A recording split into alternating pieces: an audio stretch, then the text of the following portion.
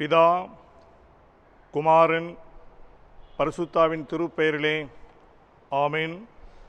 ஜெபமண்ட கடவோம்.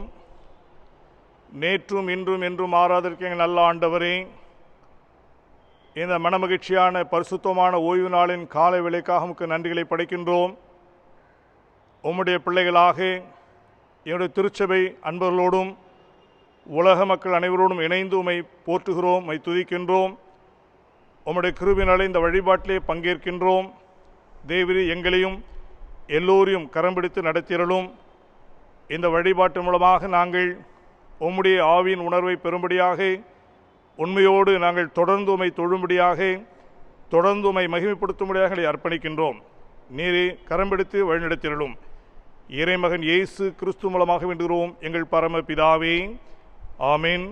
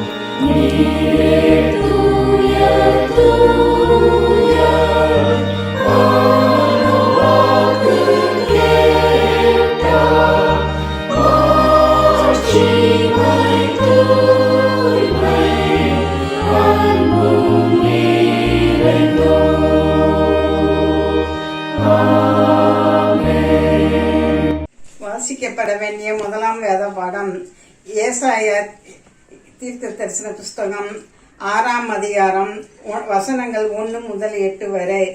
ஏசாயா 6:1 முதல் 8 வரை. தேவனுடைய வசனத்தை கேளுங்கள். உசியா ராஜா மரணமடைந்த வருஷத்தில் ஆண்டவர் உயர்வும் உன்னதமான சிங்காசனத்தின் மேல் வீட்டிற்க கண்டேன். அவருடைய வஸ்திர தொங்கலால் தேவாலயம் நிறைந்திருந்தது. சேராபின்கள் அவருக்கு மேலாக நின்றார்கள். அவர்களில் ஒவ்வொருவனுக்கும் அவ்வாறு செட்டைகள் இருந்தன. அவனவன் 2 செட்டைகளால் தன் தன் முகத்தை மூடி, 2 செட்டைகளால் தன் தன் கால்களை மூடி, 2 செட்டைகளால் பறந்து ஒருவரையொருவர் நோக்கி, சேனையின் கர்த்தர் பரிசுத்தர் பரிசுத்தர் பரிசுத்தர், பூமி அனைத்தும் அவருடைய மகிமையால் நிறைந்திருக்கிறது என்று கூப்பிட்டு சொன்னார்கள். கூப்பிடுகிறவர்களின் சத்தத்தால் வாசல்களின் நிலைகள் அசைந்து ஆலயம் புகையினால் நிறைந்தது. அப்பொழுது நான், ஐயோ அதமானேன், நான் அசுத்த உதடுகளுள்ள மனுஷன், அசுத்த உதடுகளுள்ள ஜனங்களின் நடுவில் வாசமாய் இருக்கிறவன், சேரியின் கர்த்தராகிய ராஜாவை என் கண்கள் கண்டது என்றேன். அப்பொழுது சேராபீன்கள் ஒருவன் பலிபீடத்திலிருந்து தன் கையிலே பிடித்த குரட்டால் ஒரு நெருப்பு தழலை எடுத்து என்னிடத்தில் பறந்து வந்து அதனால் என் வாயை தொட்டு, இதோ உன் உதடுகளை தொட்டதினால் உன் அக்கிரமம் நீங்கி உன் பாவம் நிவர்த்தியானது என்றான். பின்பு யாரை நான் அனுப்புவேன்? யார் நமது காரியமாய் போவான் என்று உரைக்கிற ஆண்டவருடைய சத்தத்தை கேட்டேன். அதற்கு நான், இதோ அடியேன் இருக்கிறேன், என்னை அனுப்பும் என்றேன். வாசிக்கப்பட வேண்டிய முதலாம் வேடம் வாசித்து முடிந்தாயிற்று. கிறிஸ்துவே உமக்கு மகிமை உண்டாதாக. ஆமென். வாசிக்க கொடுக்கப்பட்டுள்ள இரண்டாம் வேதாகம பாடம் 2 தெசலோனிக்கேயர் 2ஆம் அதிகாரம் 13 முதல் 17 வரை. கர்த்தருக்கு பிரியமான சகோதரரே, நீங்கள் ஆவியினாலே பரிசுத்தமாக்கப்படுகிறதினாலும் சத்தியத்தை விசுவாசிக்கிறதினாலும் ரட்சிப்படையும்படிக்கு ஆதி முதல் தேவன் உங்களை தெரிந்து கொண்டபடியினாலே நாங்கள் உங்களை குறித்து எப்பொழுதும் தேவனை ஸ்தோத்திரிக்க கடனாளிகளாயிருக்கிறோம். நீங்கள் நம்முடைய கர்த்தராகிய இயேசு கிறிஸ்துவின் மகிமையை அடையும் பொருட்டாக எங்கள் சுவிசேஷத்தினாலே அந்த ரட்சிப்புக்கு அவர் உங்களை அழைத்தார். ஆகையால் சகோதரரே, நீங்கள் நிலை கொண்டு வார்த்தையினாலாவது நிருபத்தினாலாவது நாங்கள் உங்களுக்கு உபதேசித்த முறைமைகளை கைக்கொள்ளுங்கள். நம்முடைய கர்த்தராகிய இயேசு கிறிஸ்துவும் நம்மிடத்தில் அன்பு கூர்ந்து நித்திய ஆறுதலையும் நல் நம்பிக்கையையும் கிருபையாய் நமக்கு கொடுத்திருக்கிற நம்முடைய பிதாவாகிய தேவனும் உங்கள் இருதயங்களை தேற்றி எல்லா நல் வசனத்திலும் நற்கிரியையிலும் உங்களை சிறப்படுத்துவாராக. வாசிக்க கொடுக்கப்பட்டுள்ள இரண்டாம் வேதாகம பாடம் வாசித்து முடித்தாயிற்று. கிறிஸ்துவே உமக்கே மகிமை உண்டாவதாக.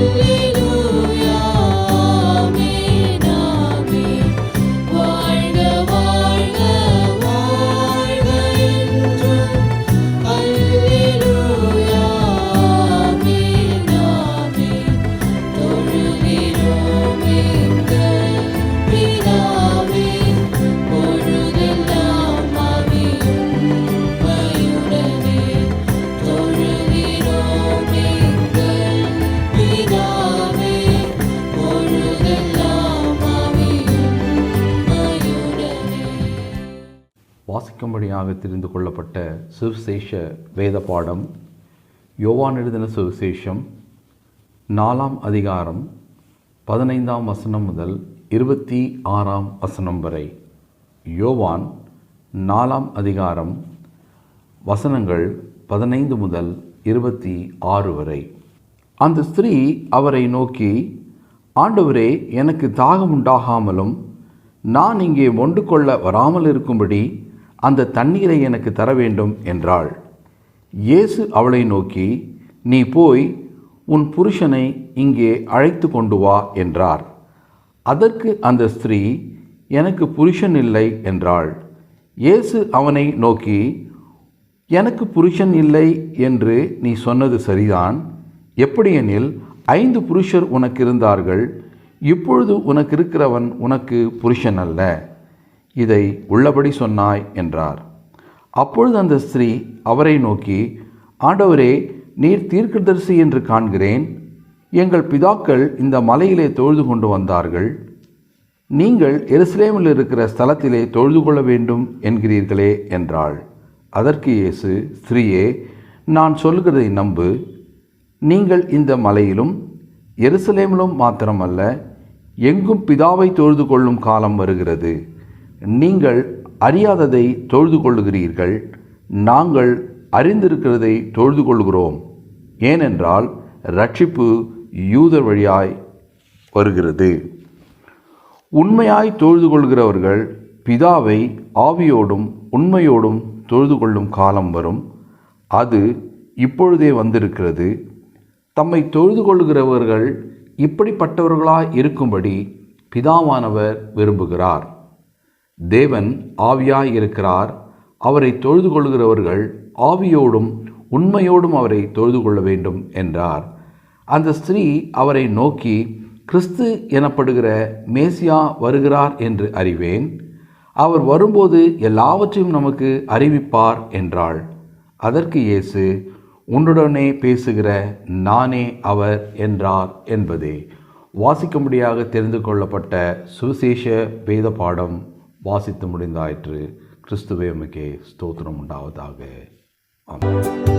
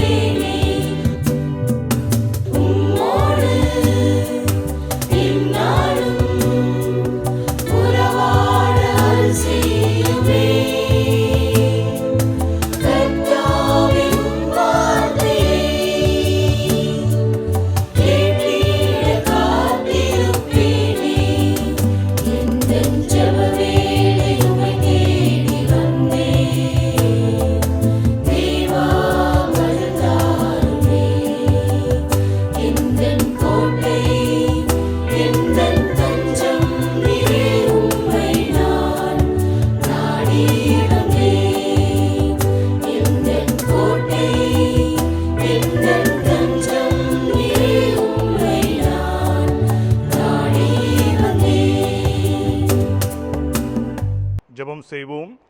எங்கள் கண்மலையும் மீட்புமாக கர்த்தாவே, அடியனுடைய வாயின் வார்த்தைகளும் எங்கள் அனைவருடைய எண்ணங்களும் தியானங்களும் விருப்பங்களும் தொடர் செயல்பாடுகளும் உம்முடைய சமூகத்துக்கு ஏற்புடையதாக இப்பொழுதும் எப்பொழுதும் இருப்பதாக. ஆமேன்.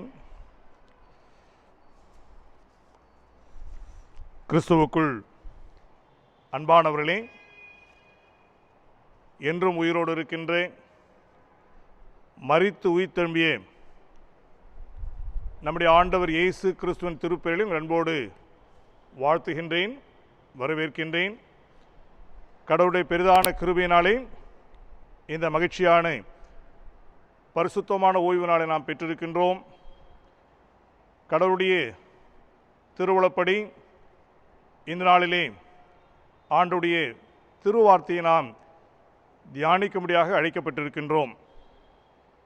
இந்த நாளிலே நாம் நம்முடைய திருமறை தியானத்திற்காக நம்முடைய தென்னிந்திய திருச்சபையின் மூலமாக பெற்றிருக்கின்ற திருமறை பகுதிகள் நம்முடைய சென்னை பேராயத்தின் மூலமாக தரப்பட்டிருக்கின்ற தினசரி வாசிப்பு முறையிலே இருக்கின்றவனமாக ஏசாயா தீர்க்கசு புத்தகம் 6ஆம் அத்தியாயம் 1 முதல் 8 வசனங்கள், சங்கீத புத்தகத்திலே 139ஆம் சங்கீதம் 1 முதல் 24 வசனங்கள், 2 தெசலோனிக்கேயர் 2:13 முதல் 17 வசனங்கள், சிறப்பாக நற்செய்தி பகுதியாக தூய யோவான் எழுதின நற்செய்தி நூல் 4ஆம் அத்தியாயம் 15 முதல் 26 வசனங்களிலே அடங்கியுள்ளன. இந்த திருமறை பகுதிகளை சார்ந்து இது நாம் தியானிக்கும்படியாக நமக்கு தரப்பட்டிருக்கின்ற செம்பொருள் ஆவியோடும் உண்மையோடும் ஆண்டவரை தொழுதல் என்பதாகும். Worshipping the Lord in spirit and truth is a theme for our morning reflection today. கடந்த 1.5 ஆண்டுகளாக கொரோனா கிருமிகள் உலகளவிலே நம்மை சிறைபிடித்துள்ளன. முடக்கப்பட்டிருக்கின்றோம். நம்முடைய சமூக வாழ்வு ஒருவரும், சிறப்பாக நம்முடைய சமய வாழ்வு ஆன்மீக வாழ்விலே அன்றாட வழிபாடுகள் தொழுகைகள் நடைபெறக்கூடாத நிலைக்கு நாம் தள்ளப்பட்டிருக்கின்றோம். கொரோனாவின் கைதிகளாக நாம் வீடுகளிலே அடைக்கப்பட்டிருக்கின்றோம். கடந்த 1.5 ஆண்டு காலமாக நம்முடைய அருமையான குழந்தைகள் ஆலயத்திற்கு வர முடியவில்லை. வயது முதிர்ந்த பெற்றோர்கள் அவர்களும் ஆலய வழிபாட்டிற்கு வர முடியவில்லை. இடையிலே தளர்வுகள் ஏற்பட்ட பொழுது வழிபாடுகளை நாம் வழிகாட்டு நெறிமுறைகளின் பின்பற்றி சற்று நடத்தக்கூடிய வாய்ப்பை பெற்றோம். இருப்பினும் தொழுகை சுதந்திரமாக இன்று நடைபெறாத சூழலில் இருக்கின்றோம். இந்த வேளையிலே தான் இன்றைய சிந்தனை தொழுகையை பற்றிய சிந்தனை. ஆவியோடும் உண்மையோடும் ஆண்டவரை தொழ அழைக்கப்படுகின்றோம். இன்று தொழுகை என்பது ஆன்லைன் தொழுகையாக மாற்றப்பட்டிருக்கிறது. கூட்டு வழிபாடு வீட்டு வழிபாடாக மாற்றப்பட்டிருக்கிறது. நாம் ஒருவேளை கொரோனாவினாலே பற்பல நிலையில் சமூக பொருளாதார சமய நிலையிலே கூட நாம் முடக்கப்பட்டிருந்தாலும் நம்முடைய உள்ளத்தை யாரும் முடக்க முடியாது. நம்முடைய ஆன்மாவை யாரும் முடக்க முடியாது. நம்முடைய அர்ப்பணிப்பை யாரும் முடக்க முடியாது. மகிழ்ச்சியோடு கர்த்தருக்கு ஆராதனை செய்யுங்கள். ஆனந்த சத்தத்தோடு அவர் சந்நிதியின் வாருங்கள் என்று சங்கீதக்காரன் 100ஆம் சங்கீதத்தில் அழகாக அழைப்பு விடுக்கின்றார். நாம் ஆலயத்துக்கு வர இயலே என்றாலும் ஆண்டவரை அவரவர் இடங்களிலே அவரவர் நிலைகளிலே உள்ளார்ந்த மகிழ்ச்சியோடு நிச்சயமாக தொழுகின்ற வாய்ப்பை நாம் பெற்றிருக்கின்றோம். கடவுளுக்கே மாட்சி உண்டாவதாக. ஆண்டவரை ஸ்தோத்தரிக்கின்றோம். எனவேதான் ஆண்டவர் இன்று நமக்கு தந்த அருமையான செம்பொருள் இடம் பொருள் ஏவல் இவைகளை கடந்து ஆவியோடும் உண்மையோடும் நாம் ஆண்டவரை தொழலாம். தொழுகை என்று சொன்னாலே நிச்சயமாக நமக்கு முதலில் நினைவு கூறப்படக்கூடியவர்கள் நம்முடைய இஸ்லாம் நண்பர்கள். நிச்சயமாக நம்முடைய இந்து நண்பர்கள் ஆலயங்களிலே வழிபாடுகளை நடத்துகின்றார்கள். கிறிஸ்தவர்கள் ஆலயங்களிலே ஆராதனைகளை நாம் நடத்துகின்றோம். சிறப்பாக இஸ்லாம் அன்பர்கள் அவர்கள் மசூதிகளை மட்டுமல்ல, நமக்கு நன்றாக அவருடைய பாரம்பரியம் தெரியும். இஸ்லாம் நண்பர்களை பற்றி நாம் பெருமைப்படக்கூடிய ஒரு நிகழ்வு என்னவென்றால், ஒருவேளை அவர்கள் ஆகாயத்திலே விமானத்திலே பறந்து சென்றால் கூட வெள்ளிக்கிழமை தொழுகை நேரம் என்று சொன்னாலே உடனடியாக அங்கு விமானத்திலேயே அதை அவர்கள் பொருட்படுத்தாமல் அங்கேயே அவர்கள் மண்டியிட்டு தொழுகை நடத்துவார்கள். தொழுகைக்கு மிக சிறந்த முன்மாதிரியாக நாம் அவர்களை நிச்சயமாக காண முடியும். எனவே அவர்கள் அழகாக சொல்கிறார்கள், காலையிலே 5-5:30 மணிக்கு ஒலிக்கும் தூக்கத்தை விட தொழுகை நல்லது. நாம் கூட சொல்லவில்லை, தொழுகை எப்பொழுதுமே நல்லது. நம்முடைய தமிழ் பாரம்பரியத்திலே ஆலயம் செல்வது சாலவும் நன்று. எனவே தொழுகை என்பது நிச்சயமாக நமக்கு மிகப்பெரிய இறை அருட்கொடையாக தரப்பட்டது. எனவே இன்றைய செம்பொருள் பொதுவாக சொல்வார்கள், படைத்தான் படைப்பை மனுவுக்காக, மனுவை படைத்தான் தன்னை வணங்க. இந்த வழிபாடு தொழுகை என்பது ஏதோ ஆண்டவர் நமக்கு தந்திருக்கின்ற ஒரு கட்டாயம் அல்லது ஆண்டவரால் திணிக்கப்பட்ட ஒன்று என்ற பொருளை இது ஒருவரத்திலே தருகின்றது. ஆனால் உண்மை அது அல்ல. மிக அழகாக தாவீது சொல்லுவார். நாம் சங்கீதத்தை வாசிப்போம் என்றால், சங்கீத புத்தகத்திலே 116ஆம் சங்கீதத்திலே, கர்த்தர் எனக்கு செய்த எல்லா உபகாரங்களுக்காக அவருக்கு நான் எண்ணத்தை செலுத்துவேன். ரட்சிப்பின் பாத்திரத்தை எடுத்துக்கொண்டு கர்த்தருடைய நாமத்தை தொழுது கொள்வேன். ஆண்டவர் கட்டாயப்படுத்தவில்லை. ஆனால் தாவீது சொல்கின்றார், என்னுடைய வாழ்வு இறை நன்மைகளினால் நிரப்பப்பட்டிருக்கிறது. கர்த்தர் சொல்லி முடியாத நன்மைகளை தந்து கொண்டு வருகின்றார். நான் என்ன செய்ய முடியும்? ஒரே காரியம், நான் ஆண்டவரை தொழுவேன். ரட்சிப்பின் பாத்திரத்தை எடுத்துக்கொண்டு நான் ஆண்டவரை தொழுது கொள்வேன் என்று சொல்லி அவர் வாலண்டியராக தன்னார்வத்தோடு மகிழ்ச்சியோடு, என்னதான் சொன்னேன் 100ஆம் சங்கீதத்திலே, மகிழ்ச்சியோடு ஆனந்த சத்தத்தோடு, நாட் பை கம்பல்ஷன். வழிபாடுகள் என்பது கட்டாயமல்ல, நாட் பை ஃபோர்ஸ். வழிபாடு என்பது நாட் பை ட்ரெடிஷன். நிச்சயமாக மரபு சார்ந்து, கட்டாயம் சார்ந்து, ஏதோ நாம் வேறு வழியின்றி, even as a fashion, as a trend, no it is not. உள்ளார்வத்தோடு மகிழ்ச்சியோடு உளமாற, எனவே ஆண்டு அழகாக சொல்லுகின்றார், ஆவியோடும் உண்மையோடும், not by any other means. என இன்றைய திருமறை பகுதி மிக அழகான பகுதிகள். அதில் குறிப்பாக நற்செய்தி பகுதியில் ஆண்டவர் ஒரு பெண்ணிடம், சமாரிய பெண்ணிடம் ஆண்டவர் உரையாடுகின்றார். அதன் மையம் என்னவென்றால் தொழுகை. நமக்கு பழைய ஏற்பாட்டில் நன்றாக தெரியும். தொழுகையை பற்றி, பலிபீடத்தை பற்றி, ஆசிரிப்புகளை பற்றி கடவுள் பேசுகிறார். யாரோடு பேசுவார்? ஆசாரியர்களோடு.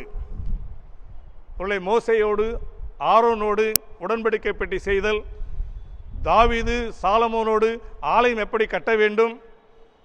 எனவே ஆலயம், ஆசரிப்பு, வழிபாடு, தொழுகை இவைகளெல்லாம் ஆசாரியர்கள் உயர்நிலையில் அவளுடன் சாதனமாக பேசுகின்ற மரபு, வரலாறு எல்லா சமயங்களும் இருக்குது. நம்முடைய சமயத்திலும் இங்கு ஆண்டவர் அற்புதமானவர்.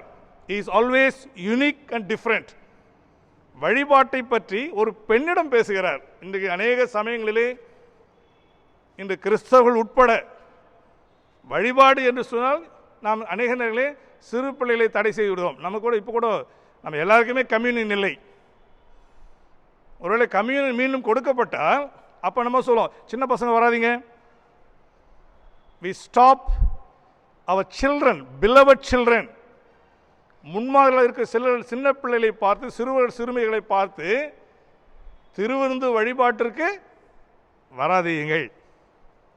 இஸ்லாம், இந்து சமயம் அண்மையில் நம்முடைய உலகளவும் குறிப்பாக நம்முடைய இந்தியா கேரளாவிலே ஆலயம் நுழைதல் பெண்களுக்கு, குறிப்பிட்ட வயது உள்ள பெண்களுக்கு இல்லை. எனவே வழிபாட்டிலே எப்பொழுதுமே நம் முன்னுரிமைகளும் முக்கியத்துவமும் ஆசாரியர்கள் ஒன்லி ஃபார் த ப்ரீஸ்ட். ஆனால் இயேசு இங்கு பெண்ணிடம், அதுவும் சாதாரண சமாரிய பெண்ணிடம், உலகத்தால் ஓரளவு கரைப்படுத்தப்பட்ட பார்வையோடு பார்க்கப்படுகின்ற பெண்ணோடு ஆண்டவர் ஆன்மீக வாழ்வை குறித்து, வழிபாட்டை குறித்து அழகாக உரையாடுகின்றார். எனவே ஆண்டவருடைய நிறைவிலே சொல்கிறார், ஒரு காலம் வரும், அது வந்துவிட்டது. worship is open for all, not only for priest, not only for this and that. God is for all, worship for all, church for all, spirituality for all. இது இயேசுவின் அழகான செய்தி. குழந்தைகளும் தேவாலய சுத்திகரிப்பு நேரத்திலே வியாதியஸ்தலை உள்ளே அழைத்து வருகிறார். தேவாலயத்திலே பரிசேயர்கள், பிரதான ஆசாரியர், அவர்கள்தான் எல்லா இடத்துக்கும் செல்ல முடியும். ஆண்டவர் பெண்களையும் வியாதியஸ்தலையும் சிறு பிள்ளையும் உள்ளே அழைத்து வருகிறார். For worship always a door for everybody. ஒருவேளை நாம் எல்லோருக்கும் வழி விடாததினாலே தான் நினைக்கின்றேன், இந்த கொரோனாவின் பாதிப்பாக இன்று நாமே தடை செய்யப்பட்டிருக்கின்றோம். நமக்கே வழிபாடு இல்லை. Let us change. கடவுள் நம்மை வழிபாட்டை பற்றிய ஒரு புதிய பார்வையை பெற்றுக்கொள்ள இந்த நாளை தந்திருக்கின்றார். வழிபாடு இல்லை, ஆலய வழிபாடுகள் இல்லை, ஆனால் வழிபாட்டை பற்றி நாம் யோசிக்கின்றோம். தமிழிலே சொல்வார்கள், நிழலின் அருமை வெயில் தான் தெரியும். இப்போ கோயிலெலாம் மூடப்பட்ட நிலையில் தான் நாம் கோயிலுக்காக வாஞ்சிக்கின்றோம். How precious. தாவீது அரசர், எல்லா செல்வங்களும் இருக்குது. அவர் சொல்லுகிறார், 1000 நாட்கள் ஆகாமிய கூடாரங்களை தங்கியிருப்பதை காட்டிலும் ஒரே ஒரு நாள் ஆலய பிரகாரங்களே, ஈவன் அட் த காரிடர்ஸ், ஆலயத்தின் ஓரமாக வந்திருந்தால் அது பெரிய பாக்கியம். இந்த வழிபாட்டை பற்றிய மையம் இது தாவீதுக்கு மட்டும், நம்ம எல்லோருக்குமே. எனவே இன்றைய நாளிலே எல்லா மக்களோடும் ஆசரிப்பு, வழிபாடு, not only for ordained people, for pastors, evangelists or God's servants என்று நாம் வழக்கமாக சொல்லுகின்ற இந்த திருப்பணிவிடையாளர்கள், இவர்களுக்கு மட்டுமல்ல, எல்லோருக்கும் மாம்சமான யாவும் ஆண்டவரை துதிப்பதாக, தொழுவதாக. So worship for every creation, every creature. அந்த புரிதலோடு தான் இன்றைய திருமறைப்பை நாம் புரிந்து கொள்ள இயேசு நமக்கு இந்த பெண் மூலமாக, சமாரிய பெண் மூலமாக நமக்கு வாய்ப்பு தருகின்றார். மிக எளிய 3 உண்மைகள் நான் விரைவாக உங்களோடு பகிர்ந்து வாசிக்கின்றேன். வழிபாடு பற்றிய இந்த பார்வையிலே முதல் உண்மை, அந்த பெண்ணோடு ஆண்டவர் பேசுகின்ற பொழுது இந்த திருமறைப்பில் நாம் வாசிக்கின்றோம், வழிபாட்டின் தேவை, the need for worship. இந்த பெண் அங்கு வந்திருக்க சூழல் ஒரு தேவைக்காக வந்திருக்கிறாள். there is a need for water. தண்ணீர் தேவைக்காக அந்த பெண் வந்திருக்கிறாள். ஆனால் ஆண்டவர் ஆன்மீக தேவையை பற்றி, வாழ்வின் தேவையை பற்றி, கடவுளின் தேவையை பற்றி அங்கு உரையாடுகின்றார். the need for water is shifted to the need for worship. நம்ம சும்மா யோசித்து பார்க்கலாம், நம்ம சாதாரண கேட்டு பாருங்களேன், what is the need for worship for us? 168 மணி நேரங்கள், அதாவது ஒரு வாரத்தில் 7 நாளில் 168 மணி நேரம், இஃப் ஐ எம் கரெக்ட். 168 மணி நேரம் 7 நாளில் நமக்கு வர்ஷிப் டைம் எவ்வளோ? ஐயர்களுக்கு அல்லது இறைப்பணியாளர்களுக்கு நாங்கள் 2 மணி நேரம் வர்ஷிப் நடத்துவோம், if it is communion service. இப்போது இந்த முடக்க காலங்களே எங்களை ஆன்லைன் சர்வீஸ் ரொம்ப ஷார்ட் ஆகிடுது, 1 hour service or ½ hour service. So 7 நாட்கள் 168 மணி நேரங்களிலே 2 மணி நேரம் தான் ஆயர்கள் நாங்கள் வழிபாடு நடத்துகிறோம். சபை மக்கள் நீங்கள் அதே தான், வாரத்துக்கு 1 நாள் ஞாயிற்றுக்கிழமை வழிபாடு அதிகபட்சமாக 2 மணி நேரம். சில பேர் 1 மணி நேரம் லேட்டாக வருவாங்க, இல்லை முன்னால் வந்துட்டு முன்னால் போயிடுவாங்க. ஸோ 168 மணி நேரத்தில் நாட் ஈவன் 2% அவ்வளோதான் ஸ்பெண்ட் பண்ணுகிறோம். The need for worship is a weekly once. So it's a weekly need. சில பேருக்கு மாதத்துக்கு ஒரு நாள். நம்ம கிறிஸ்தவர்களை பற்றி பொதுவாக சொல்லலாம், சில பேர் வந்து 3 முறை தான் வருவாங்க, வாழ்க்கையிலே 3 முறை தான் வருவாங்க. ஞானஸ்தானத்துக்கு வருவாங்க, ஞானஸ்தான வழிபாடு, அப்புறம் கல்யாண வழிபாடு, அப்புறம் 3வது நம்ம சொல்ல தேவையில்லை, நமக்கே தெரியும். இந்த 3 வர்ஷிப்பு தான் கோயிலுக்கே வருவாங்க. So worship should be a life need, daily need. இந்த பெண்ணுக்கு தண்ணீர் தேவை, ஆனால் ஆண்டவர் ஆன்மீகத்தை பற்றி பேசுகிறார். You need not this water, the living water, ஜீவ தண்ணீர்.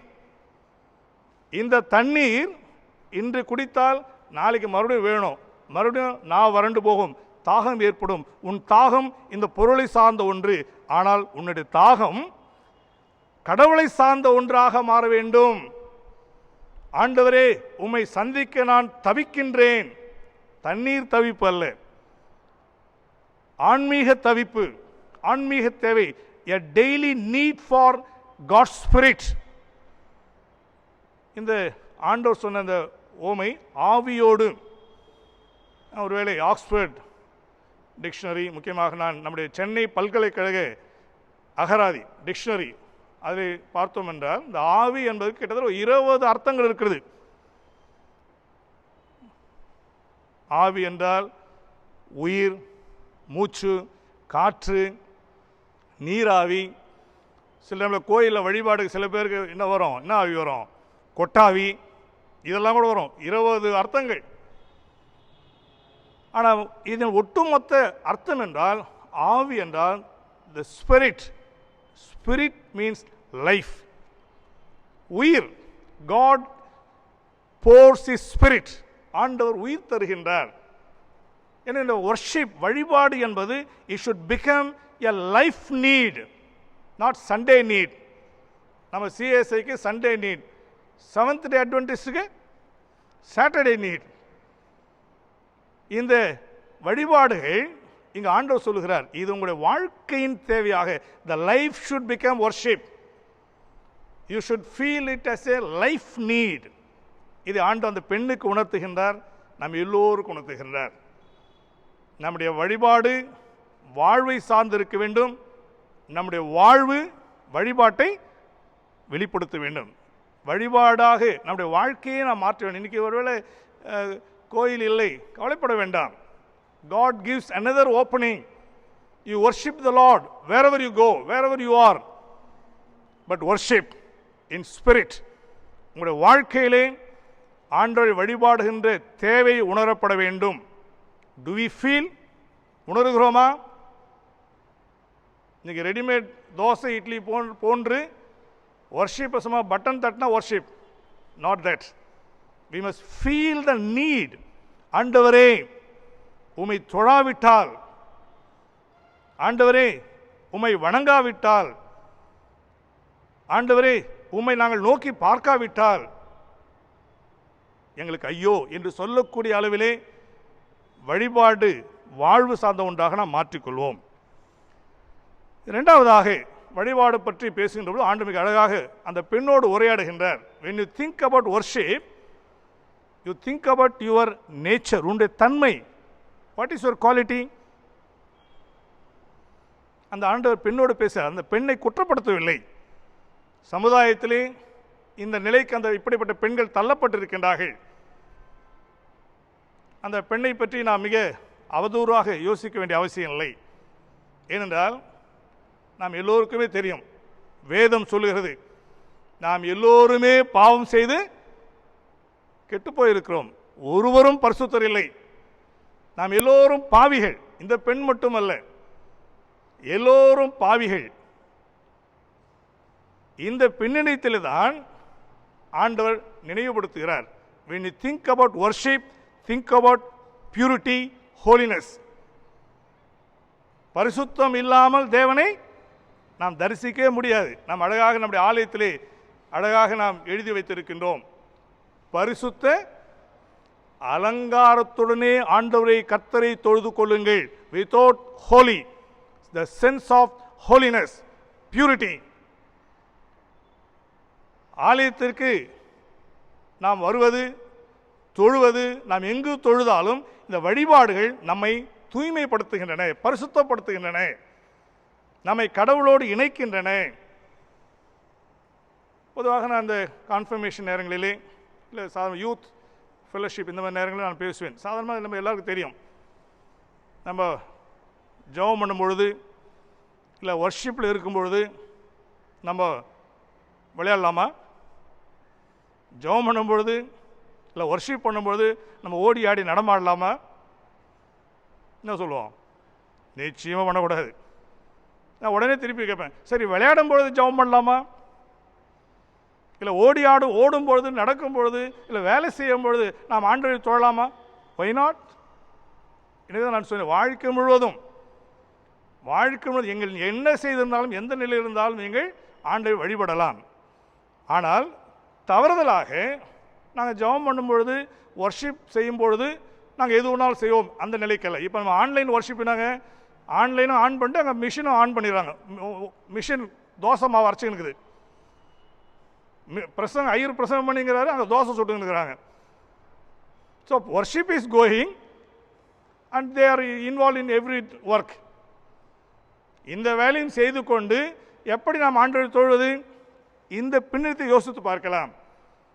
நாம் தொடர்ந்து பாவத்திலே இருந்து கொண்டு ஆண்டவரை பரிசுத்த அலங்காரத்தோடு வழிபாடு செய்ய முடியுமா? நாங்கள் பாவியாக தான் இருப்போம், நாங்கள் செய்யத்தான் செய்வோம், நாங்கள் மனம் திரும்ப மாட்டோம், நாங்கள் நிச்சயமாக எங்களை தூய்மைப்படுத்திக் கொள்ள மாட்டோம், சும்மா சானிடைசர்னா போட்டுக்குவோம், எங்கள் மனம் சுத்தமாகாது. ஆனால் ஆண்டவர் தொழுவோம் என்றால் ஆண்டவர் சொல்கிறார், ஏசாயா 1 வாசியுங்கள், உங்கள் ஆலயத்தை நான் அருவருக்கின்றேன், உங்கள் ஆராதனை நான் அருவருக்கின்றேன், உங்கள் ஜெபம் வீண். ஒருவேளை நாம் மிக அழகாக யாத்திராகமம் புத்தகம் 3 அத்தியாயம் 11 வசனத்தை வாசித்து பார்ப்போம் என்றால், ஆண்டவர் மோசேயிடம் சொல்லுகிறார், கர்த்தர் சொல்லுகிறார். மோசே சற்று தயக்கத்தோடு கேட்க, ஆண்டவரே நீர் எங்களை விடுதலை செய்ய போகிறீர், நாங்கள் அடிமைத்தனத்தில் நாங்கள் விடுதலை செய்யப்பட போகிறோம் என்று நீ சொல்லுகின்றீர், எப்படி நம்புவது? அப்போ ஆண்டவர் சொல்கின்றார், நீங்கள் விடுதலை செய்யப்படுவீர்கள் ஃப்ரம் ஆல் தி பாண்டேஜஸ், அடிமைத்தனங்கள், இந்த அவலங்கள், இதிலிருந்து நீங்கள் விடுதலை செய்யப்படுவீர்கள். விடுதலை ஆன பின்பாக எல்லோரும் வந்து இந்த மலையிலே என்னை நீங்கள் தொழுது கொள்வீர்கள். இதுவே அடையாளம். பாருங்க எப்படி இந்த குழந்தை துணியிலே சுற்றப்பட்டு முன்னிலே கிடத்தப்பட்டிருக்கும், இதுவே உங்களுக்கு அடையாளம் சொன்னதை போன்று நீங்கள் எல்லா அடிமைத்தனத்திலிருந்து விடுதலை செய்யப்பட்டு சுயாதீனர்களாக புதிய மக்களாக நீங்கள் வந்து என்னை தொழுவீர்கள். அதுதான் அடையாளம். Worshipping community is a holy community.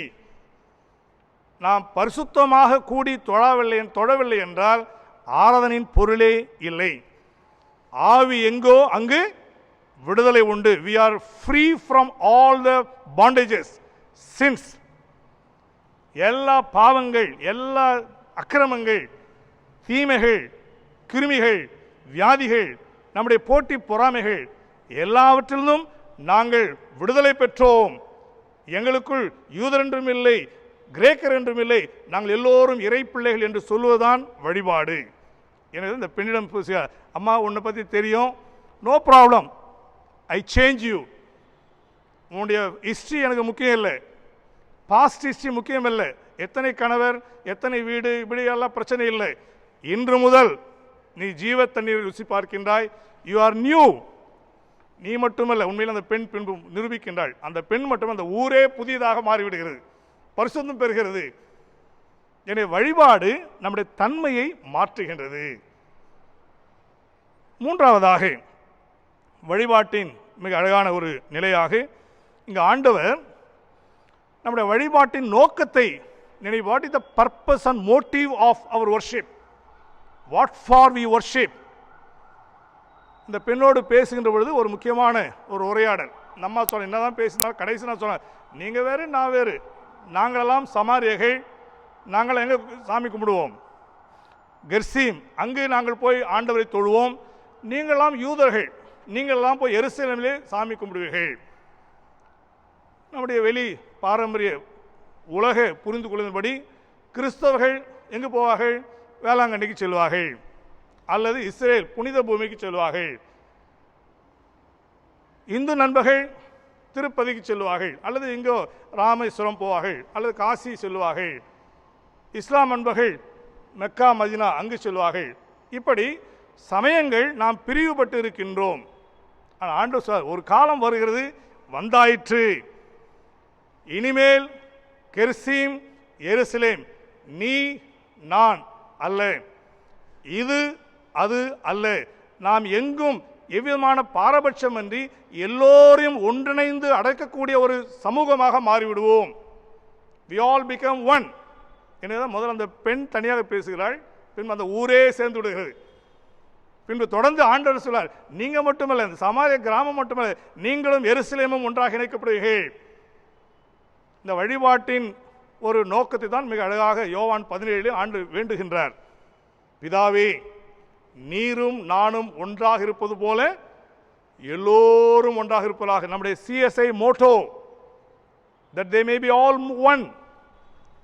இந்துக்கள், கிறிஸ்தவர்கள், இஸ்லாம், ஜைனர்கள் மற்றும் சீக்கியர்கள், இப்படி பல சமயங்கள், நமக்குள்ளாக பல திருச்சபைகள்.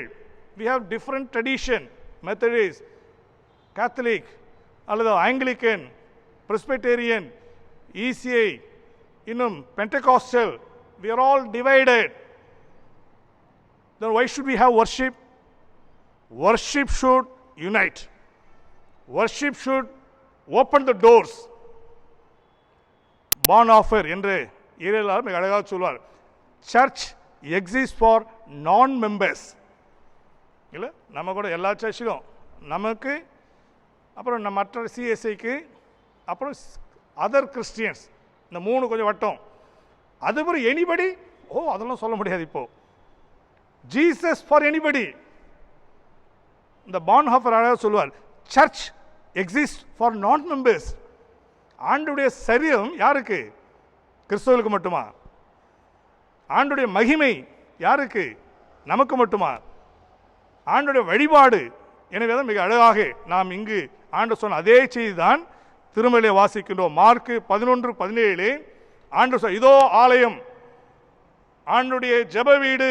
இது யூதர்களுக்கு மட்டுமல்ல, சமாரியர்களுக்கு மட்டுமல்ல, கிரேக்கர்களுக்கு மட்டுமல்ல, ரோமருக்கு மட்டுமல்ல, நமக்கும் உங்களுக்கும் மட்டுமல்ல, எல்லா மக்களுக்கும், சகல ஜனங்களுக்கும் வழிபாடு எல்லோருக்கும். மிக அழகாக பவுல் சொல்வார், தயவு செய்து ஜெபம் பண்ணும்போது எல்லா மனிதருக்காகவும் ஜெபம் செய்யுங்கள், எல்லா உயிர்களுக்காகவும் ஜெபம் செய்யுங்கள், எல்லோருக்காக தொழுகை செய்யுங்கள், உங்களுக்காக மட்டுமல்ல, நமக்காக மட்டுமல்ல.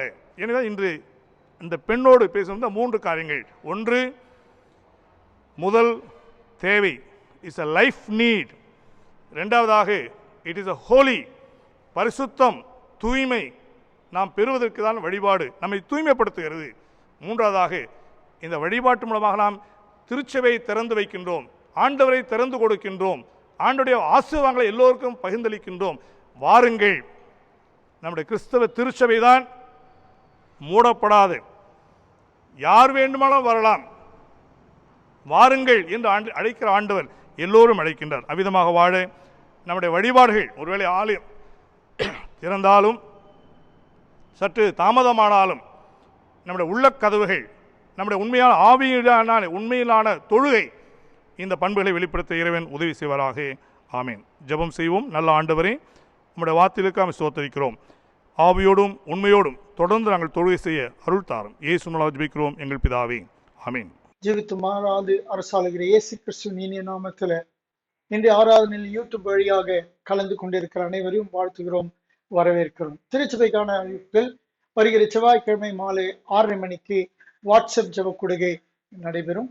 ஆலய பாடகர் குழுவினருடன் இணைந்து ஜெபிக்குமாறு ஜெப வீரர்களை அன்பாய் கேட்டுக்கொள்கிறோம். இன்று முதல் நமது அன்பிற்குரிய ஆயர் அருள் திரு டி ஜான்சன் ஐயா அவர்கள் நமது புதுப்பிக்கப்பட்ட குருமணியில குடும்பத்துடன் இணைந்து திருப்பதியை தொடர்வார்கள்.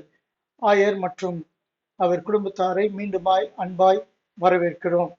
நமது குருசேகரத்தின் மாணவ செல்வங்கள் பள்ளி படிப்பை முடித்து உயர்கல்விக்காக மருத்துவக் கல்லூரி, பொறியியல் கல்லூரி மற்றும் நீட் போன்ற அநேக காம்படிட்டிவ் எக்ஸாம்லாம் அவர்கள் தயார் செய்து கொண்டு வருகிறார். தொழில் சார்ந்த பட்டப்படிப்புகளுக்காக தயார் செய்து விண்ணப்பித்துக் கொண்டு வருகிறார்கள். அவர்களுக்காக ஜெபிக்குமாறு உங்களை அன்போடு அழைக்கிறோம். குறிப்பாக மருத்துவ படிப்பிற்காக MBBS விண்ணப்பித்துள்ள Samuel Edward, son of mister Edward Chandramohan, miss Sharon John, daughter of mister John Samuel, miss Jeshna J Prem Kumar, daughter of John E Prem Kumar, miss Sherlin Judy Shine, daughter of mister Julius சீசன், மற்றும் Selvan J Benjamin Benjamin, son of mister Thanga Perumal, மற்றும் miss J Sherin Mary, daughter of Jabamani Devakaram. இவர்களுக்காக நீங்கள் குறிப்பாக ஜெபியுங்கள். பிள்ளைகள் மிகவும் பிரயாசத்துடன் விண்ணப்பித்திருக்கிறார்கள். அவர்கள் வாஞ்சி கேட்ப ஆண்டவர் அவர்களுக்கு கிருபை பரப்பும்படியாக ஜெபிக்கும்படி உங்கள் அன்பாய் கேட்டுக்கொள்கிறேன். நமது திருச்சபையில் 25 ஆண்டு காலமாக தோட்டக்காரராக நம்முடைய ஆலய வளாகத்தை பராமரித்து வந்த திரு ஜி இயேசு பாதம் கார்ட்னர் அவர்கள் நேற்றைய தினத்திலே காலை 9 மணி அளவிலே கர்த்தருக்குள் நித்திரை அடைந்தார்கள். அவருடைய நல்லடக்கம் தாம்பரம் CSI கல்லறையில இன்றைய தினம் 11 மணி அளவிலே நடைபெறுகிறது. குடும்பத்தாருக்காக நீங்கள் ஜெபிக்கும்படி உங்களை அன்பாய் கேட்டுக்கொள்கிறோம். நமது திருச்சபை ஞாயிறு காலை ஆராதனை யூடியூப் வழியாக சரியாக 6 மணி முதல் ஒளிபரப்பப்பட்டு வருகிறது. CSI saint Stephen's Tamil church என்கிற வலைதளம் மூலம் நாம் இணைந்து ஆராதித்துக் கொண்டிருக்கிறோம். இதுக்கு பெரிதும் உதவியாக தங்களுடைய நேரங்களை செலவிட்டு நம்முடைய மீடியா டீம், நம்முடைய திருச்சபையின் மீடியா டீம் மிகவும் சிரமத்தோடு இந்த காரியங்கள் செய்து வருகிறார். கடந்த வாரம் கூட இரவு முழுவதுமாக சில இடையில ஏற்பட்ட தொழில்நுட்ப கோளாறு காரணமாக இரவு முழுவதுமாக அவர் பிரயாசப்பட்டு காலையில் 5:30 மணிக்கு அதை லோட் செய்தார்கள். எனவே இந்த ஊழியத்திலே தங்களை இணைத்துக் கொண்டு உற்சாகமாக பணியாற்றி வருகிற திரு காலேப், மிஸ்டர் ஜோனா, மிஸ்டர் பிரின்ஸ் ராயல் டைமண்ட் மற்றும் இந்த குழுவினர், மீடியா குழுவினருக்காக அவர்களை உற்சாகப்படுத்துமாறு நாங்கள் உங்களை அன்பாய் கேட்டுக்கொள்கிறோம். அவர்களுக்காக நீங்கள் தொடர்ந்து ஜெபிங்கள். அவர்களுக்கு நன்றியை தெரிவித்துக் கொள்கிறோம். அது மட்டுமல்லாமல் இந்த யூடியூப் வழியாக நம்முடைய ஆராதனையை உங்களுக்கு அருகாமையுள்ள நமது ஆலய குடும்பத்தாருக்கும், நமது திருச்சபையின் குடும்பத்தாருக்கும் மற்றும் உங்கள் நண்பர்களுக்கும் அறிமுகப்படுத்துங்கள். ஆராதனையை பார்க்கும்படியாக மறக்காமல் அதனை சப்ஸ்கிரைப் செய்யும்படி நாங்கள் உங்களை கேட்டுக்கொள்கிறோம். அநேகரை உற்சாகப்படுத்துங்கள். நம்முடைய பிள்ளைகளை எல்லாம் சப்ஸ்கிரைப் செய்யும்படி உற்சாகப்படுத்துங்கள். 1000 சந்தாக்காரர்களுக்கு மேல் சென்றால் அதற்கான கட்டணங்கள் நமக்கு குறைக்கப்படும். எனவே இதை கவனத்தில் வைத்துக் கொண்டு உங்கள் நண்பர்களுக்கும், உங்கள் உறவினர்களுக்கும் மற்றும் நமது திருச்சபையின் அருகாமையில் உள்ள திருச்சபை மக்களுக்கும் அறிமுகப்படுத்தும்படி உங்கள் அன்பாய் கேட்டுக்கொள்கிறேன். ஆலயம் காலை 7 மணி முதல் மாலை 7 மணி வரை ஜெபிப்பதற்காக திறந்து வைக்கப்பட்டிருக்கிறது. நீங்கள் வந்து ஜெபித்து விட்டு செல்லுங்கள். அநேகர் வந்து செல்லுகிறார்கள், ஜெபிக்கிறார்கள். அவர்களுக்காக நன்றி செலுத்துகிறோம். இந்த வேளையிலே உங்கள் சந்தா உரைகளை நீங்கள் மறக்காமல் காணிக்கை பெட்டியிலே போடுவதற்காக உங்களை உற்சாகப்படுத்துகிறோம். அநேகர் வந்து காணிக்கை பெட்டியிலே போடுறோம். ஆன்லைன் மூலமாக கொடுக்கிற உங்களுக்கு நாங்கள் நன்றி தெரிவித்துக் கொள்கிறோம். தயவு செய்து நீங்கள் கொடுக்கும் சந்தா உரைகளை உங்கள் சந்தா ஆன்லைன் அனுப்பும்போது உங்கள் பெயர், A கார்டு, B கார்டு மற்ற விவரங்களை எங்களுக்கு அனுப்பவும், எவ்வளவு போடுகிறீர்கள் என்றும் எங்களுக்கு சந்தா டீட்டெயில்ஸை எங்களுக்கு அனுப்பும்படி உங்களை கேட்டுக்கொள்கிறோம். குறிப்பாக நாங்கள் ஏற்கனவே அறிவித்தபடி உங்களுடைய சந்தா கார்டுகளே உங்களுடைய போட்டோ ஒட்டி உங்களுடைய போன் நம்பர், B கார்டுக்கும் துணைவியாருடைய மனைவியுடைய தொலைபேசி எண்ணை எங்களுக்கு அனுப்பினால் உங்களுக்கு அந்த மெசேஜ் உங்களுக்கு வந்து அடைவதற்கு மிக ஏதுவாக இருக்கும். எனவே உடனடியாக இதை கவனத்தில் வைத்து உங்களுடைய டெலிஃபோன் நம்பர், விலாசம் போட்டு ஒட்டி அனுப்பும்படி உங்கள் அன்பாய் கேட்டுக்கொள்கிறோம். இந்த வாரத்திலே தங்கள் பிறந்தநாள் திருமண நாட்களை கொண்டவர்களை திருச்சபையாக வாழ்த்துகிறோம். உங்கள் பிறந்தநாள் திருமண நாள் நன்றி படையல் மற்றும் பொதுவான நன்றி படையல் காணிக்கை உரைகளை ஆலயத்திற்கு வந்து ஆலயத்திலே வைக்கப்பட்டுள்ள பெட்டியிலே, காணிக்கை பெட்டியிலே செலுத்துமாறு உங்களை உற்சாகப்படுத்துகிறோம். கர்த்தர் தாமே உங்கள் அனைவரையும் ஆசீர்வதிப்பாராக. ஆமென்.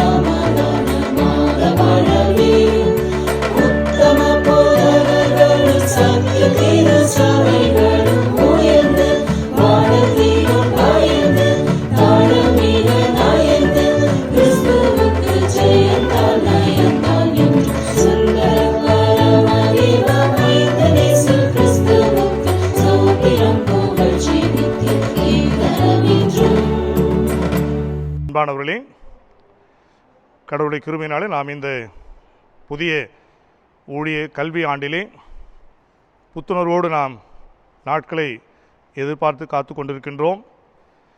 நோய் தொற்று ஓரளவு அகில உலக அளவிலே, குறிப்பாக நம்முடைய இந்திய நாட்டிலே, மிக சிறப்பாக நம்முடைய தமிழ்நாட்டிலே மிக நல்ல முறையிலே கட்டுக்குள் கொண்டு வரப்பட்டிருக்கிறது. கடவுளுக்கு நாம் நன்றிகளை எடுக்கின்றோம். ஒத்துழைப்பு நல்கின்ற அனைவரையும் பாராட்டுகின்றோம். கட்டுப்பாடோடு இருக்கின்ற அனைவரையும் கர்த்தர் ஆசீர்வதிப்பாராக. மிக சிறந்த முறையில் நம்முடைய அரசும் இதற்கான நல்ல முயற்சிகளை, வழிகாட்டு நெறிமுறைகளை தொடர்ந்து தந்து கொண்டிருக்கு. நாம் அரசுக்காக கடவுளுக்கு நன்றி சொல்கின்றோம். இருப்பினும் நாம் எல்லோருமே நம்பிக்கையோடும் ஜெபத்தோடும் எல்லாமான விழிப்புணர்வோடும் இந்த நோயை முற்றிலுமாக ஒழிப்பதற்குரிய வழிமுறைகளை நாம் நிச்சயமாக கடைபிடிக்க வேண்டும். எனவே தயவு கூர்ந்து தொடர்ந்து நீங்கள் அரசு வழிகாட்டு நெறிமுறைகளை முழுமையாக பின்பற்றுங்கள்.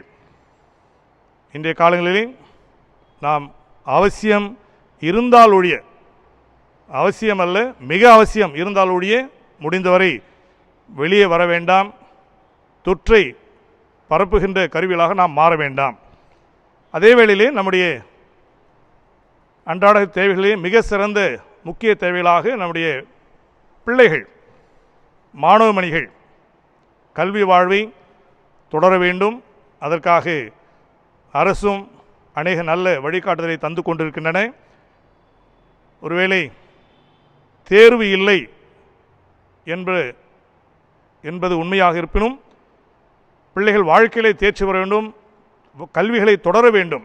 முக்கியமாக நம்முடைய +2 தேர்வை அதிலே தேர்ச்சி பெற வைக்கப்பட்டிருக்கின்ற பிள்ளைகள் தொடர்ந்து கல்லூரியை அவள் தொடர வேண்டும்.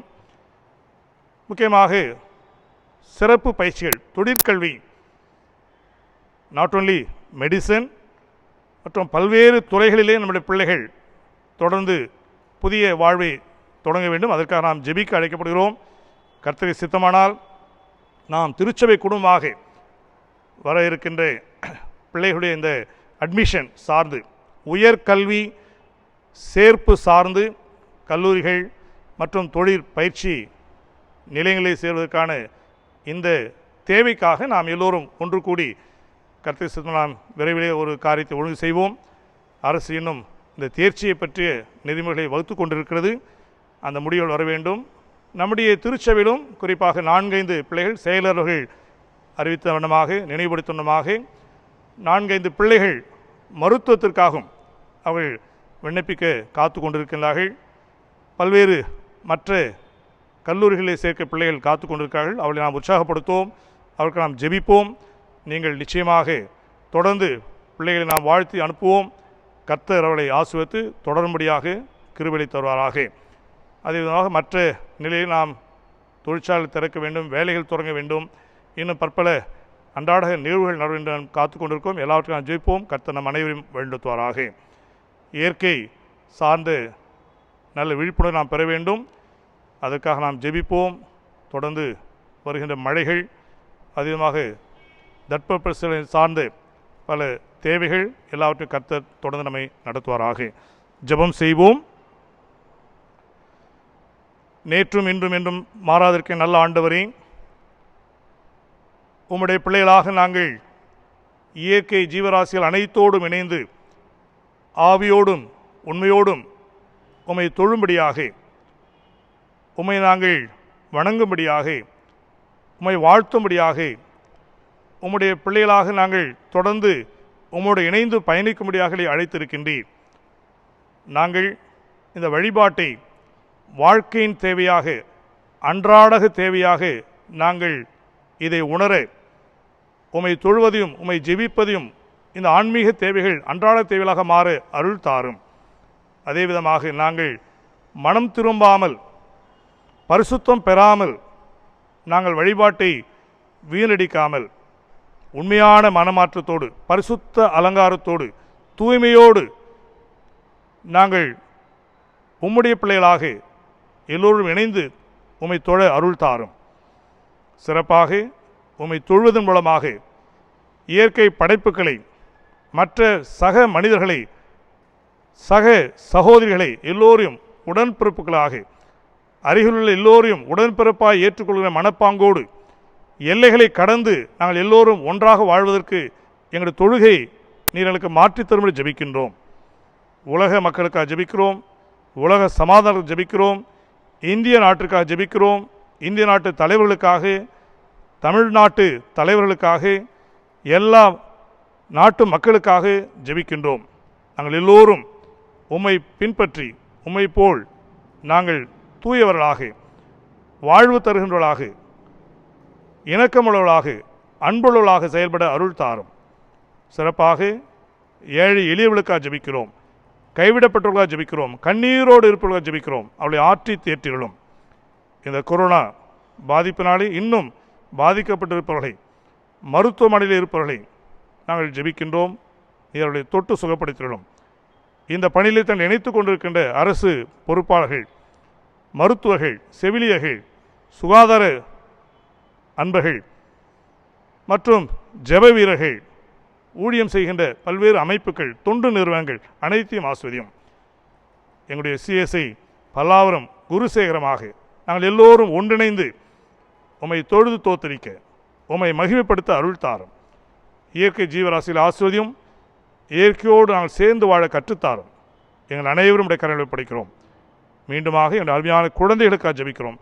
கல்வி நிறுவனங்கள் ஒரு ஆன்லைன் மூலமாக திறக்கப்பட்டாலும், பள்ளிகள் மூடப்பட்ட நிலையிலும் பிள்ளைகள் ஞானத்திற்கு ஊற்றாக உம்மை பின்பற்றி உம்முடைய அறிவை பெற்றுக்கொள்ள, எதிர்கால நிச்சயத்தை பெற்றுக்கொள்ள அருள் தாரும். பெற்றோரையும் ஆசிரியரும் திருச்சபைகளையும் எல்லா அமைப்பிலையும் ஆசிரியம் இயேசு மூலம் ஜெபிக்கிறோம் எங்கள் பரமபிதாவே, ஆமீன். சேர்ந்து சொல்லுவோம். என் ஆத்துமாவே கர்த்தரை ஸ்தோத்திரி, என் முழுமே பரிசுத்த நாமத்தை ஸ்தோத்திரி. என் ஆத்துமாவே கர்த்தரை ஸ்தோத்திரி, கர்த்தர் செய்த சகல பலன் மறவாதே, ஆமீன். நம்முடைய ஆண்டவராகிய இயேசு கிறிஸ்துவின் கிருபையும் பிதாவாகிய தேவனுடைய அன்பும் தூய ஆவியினுடைய அனைத்து உறவும் ஆசீர்வாதமும் அரவணைப்பும் நம் அனைவரோடும், அனைத்து மக்களோடும், அனைத்து உயிர்களோடும், எல்லா தொடர் வழிபாடு நிகழ்வுகளோடும் இன்றும் என்றும் சதாகாலம் தங்கி நிலைத்திருப்பதாக.